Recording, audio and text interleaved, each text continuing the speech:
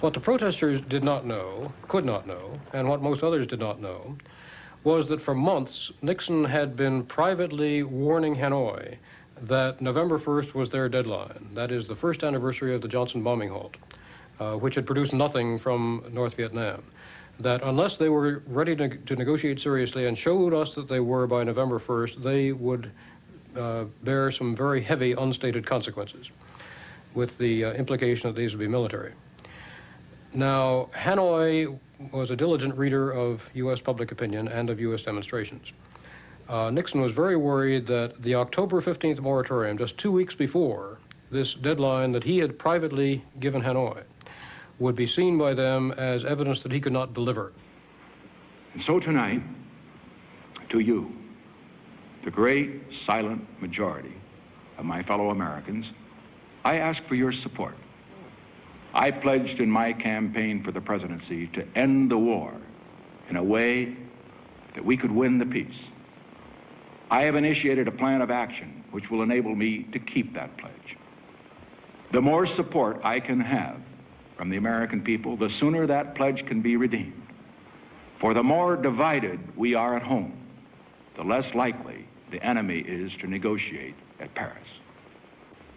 Let us be united for peace. Let us also be united against defeat. Because let us understand, North Vietnam cannot defeat or humiliate the United States. Only Americans can do that. The majority of the population, on the whole, supported the administration. So there was a conflict, strangely enough, between what the elite was thinking and what the general public was thinking. It was not that the anti-war movement ever achieved a majority, but when 30% of the population and many of those who write for the media and speak publicly oppose a given cause, confusion is inevitable. Though Nixon had started major troop withdrawals from Vietnam, mid-November brought another larger protest to Washington called the mobilization. Vice President Agnew took a tough line. The American who relies upon television for his news might conclude that the majority of American students are embittered radicals, that the majority of black Americans feel no regard for their country. 1, 2, 3, 4, Ricky Dick, stop the war. That violence and lawlessness are the rule rather than the exception on the American campus. We know that none of these conclusions is true. Perhaps the place to start looking for a credibility gap is not in the offices of the government in Washington, but in the studios of the networks in New York. Now, after the Agnew attack, I'm a pretty careful reader of the newspapers, and I was then a contributing editor of the Huntley-Brinkley Report. I used to go around saying to people, when they would say, well, what's your reaction to Agnew? I would say, well, a good journalist, when he gets into a serious subject, always thinks twice before using certain words. And I said then, and I believe now, that we were thinking thrice. Members of the press, just so you know now, all these people are going to form out on the sidewalk, and they'll stand there for a number of minutes for you to take pictures if you want to ask questions. They'll then proceed very slowly across the bridge for more pictures and questions. On the other side of the bridge, they will not speak to you. Thank you. How many marches and demonstrations would we have if the marchers did not know that the ever-faithful TV cameras would be there to record their antics for the next news? Amid arguments whether peace protests lengthened or shortened the war in Vietnam, the war in America was a continuing story. After the mobilization, another shock. Life published pictures of Vietnamese peasants massacred in 1968 by U.S. soldiers in a village called My Lai.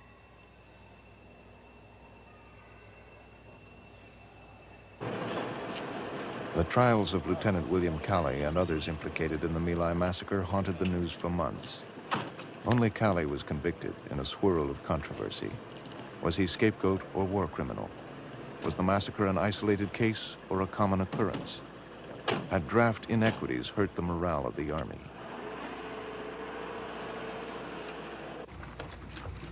The Nixon administration reduced draft calls and instituted a lottery, which was meant to be more fair and more predictable. April 24th. Men whose birth dates came up with low numbers knew that they would soon hear from their draft boards. April 24 is 002. I was coming back into Boston. I heard that my birth date, August 2nd, had come up as number 45 on the draft list, and suddenly I realized this was something that I had to figure out what to do about, as I had not really thought I would have to.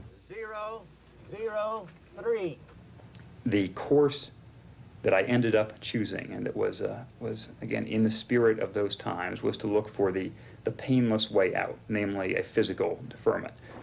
And with a combination of just generalized anxiety and with a determination to get out, I lost about 10 pounds over the next few months. Helped by a sympathetic doctor, Fallows succeeded in failing his physical.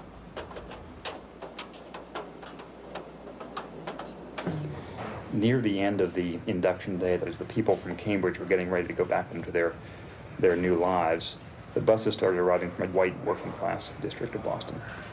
And while 9 out of 10 of my comrades from Harvard and MIT were getting out with their doctor's excuses, the same proportion of people from this part of town were marching right through the physical and were going off to the military, going off to the war. Nobody could avoid recognizing what that meant then. We knew that while we were not going to war, we were seeing the people who were. We were seeing the people who were going to be killed. The military command post just across this road is outside the town of Godaha, only a few miles from the Cambodian border. As best we can tell, this is the South Vietnamese command post for the operation into the Cambodian Parrot's Beak. But the strictest kind of security is being enforced here, even to the point where the one American advisor we've seen warned us not to ask questions. The same night this story was broadcast on the evening news, President Nixon went on television to announce that he was sending American troops into Cambodia to fight the Vietnamese communists. If, when the chips are down, the world's most powerful nation, the United States of America, acts like a pitiful, helpless giant, the forces of totalitarianism and anarchy will threaten free nations and free institutions throughout the world. It is not our power, but our will and character that is being tested tonight. The question all Americans must ask and answer tonight is this: does the richest and strongest nation in the history of the world have the character to meet a direct challenge by a group which rejects every effort to win a just peace, ignores our warning, tramples on solemn agreements, violates the neutrality of an unarmed people, and uses our prisoners as hostages? I don't think he meant it to have an inflammatory effect, but it did. And it sent the country into a spasm of hysteria, which then was greatly exacerbated a few days later when 4 students were killed at Kent State. On the night of May 2nd, the Kent State ROTC hall was put to the torch. 2 days later, students confronted Ohio National Guardsmen. Some guardsmen fired into the crowd.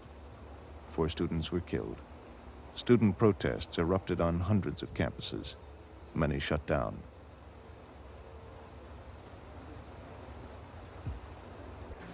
You know, you see these bums, blowing up the campuses. Listen, the boys that are on the college campuses today are the luckiest people in the world. Nixon's earlier comment on student protests had been widely reported. They are burning up the books. Storming around about this issue. You name it. Get rid of the war, there'll be another one. Nixon's handling of the anti-war movement was not generous and contributed to the polarization of our society. Nixon, when challenged politically, tended to react with certain gut feelings. And he never found the language of respect and compassion which might have created a bridge, at least to the more reasonable elements of the anti-war movement, so that civil war conditions developed.